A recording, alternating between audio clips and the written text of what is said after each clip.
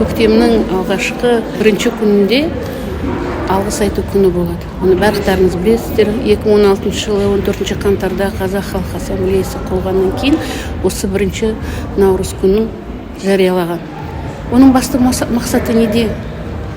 Ұрпақты достыққа тәрбиелеу, бір-біріне деген құрмет, толеранттылыққа, отансүйгіштікке, кішіпейілдікке, бір-бірін қорғау, барлық халықтар арасындағы достық, елімізде бейбітшілік болсын деп ойлаймыз.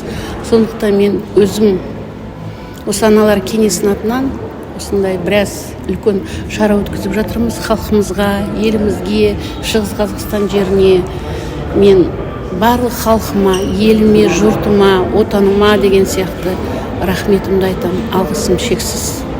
Ең бастысы отанымызда, елімізде соғыс болмасын, тыныштық болсын, татулық болсын, барлық ұлттардың арасында тату болсақ, бейбітшілік болады, балаларымыз бақытты болады.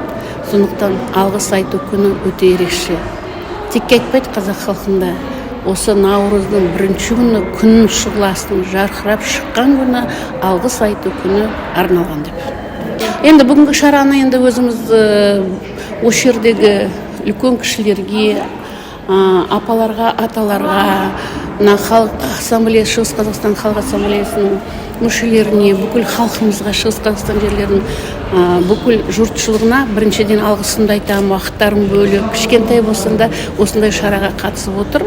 Енді әрбір баланың өнерін, өзіміздің атақты әншілермен, күйшілерімізді көрсетсек дейміз.